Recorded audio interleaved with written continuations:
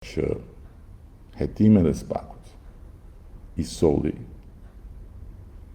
përpjekja dhe rezultati I përpjekjes time me vedjet plot së bashku me skuadrën time të Partisë Socialiste për të bërë reformën në drejtësi, për të hapur rrugën e pastrimit të sistemit drejtësisë nga një llum I madh, edhe pse ka llum akoma nuk diskutohet, po nga një llum shumë I madh ishte mbledhur në fyt të kombit shqiptar, dhe të shtetit shqiptar, për të ndërtuar institucionet e reja dhe për të bërë të pa mendushmen dorëzimin e shpatës së ndëshkimit në duart e drejtësisë. Shpatën e ndëshkimit, se nuk e kam këtu, nuk e kam marrë këtu atë zonjën e drejtësisë, se jam I dashuruar me të. Shpatën e ndëshkimit, që e ka ajo zonja e drejtësisë, simboli I vjetër I drejtësisë, është një grua që ka shpatën, ka peshoren, ka dhe sytë e mbuluar.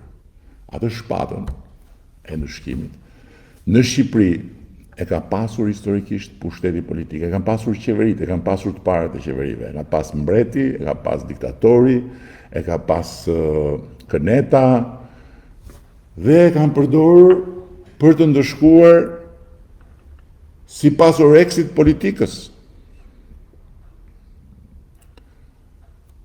Me vullnet plot, unë luftova dhe ja dola që ta dorëzojmë atë shpatë në duart e drejtësisë. Po në momentin kur pushteti politik dorëzon shpatën e ndëshkimit në duart e drejtësisë, I hap rrugë një historie komplet të re.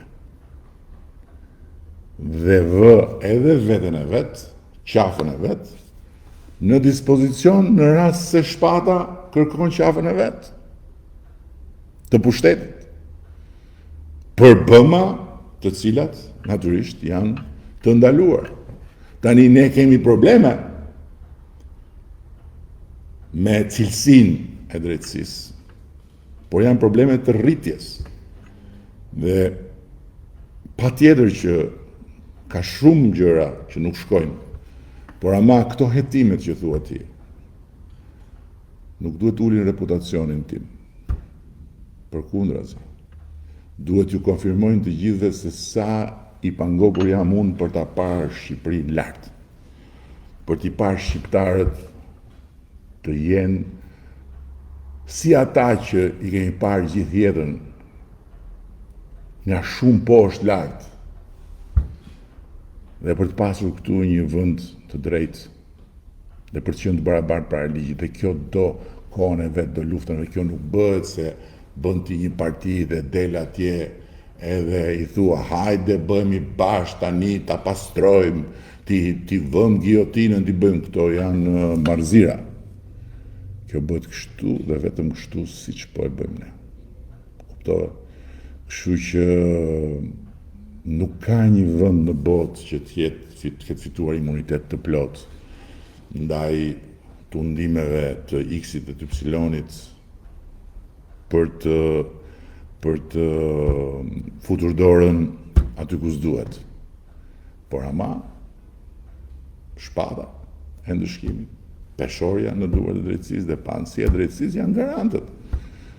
Kështu që kryeministri, qeveria, partia në pushtet nuk jep llogari pse njëri, tjetri apo tjetri vajtën dhe futën duart aty ku s'duhej dhe prekën pasurinë e përbashkët.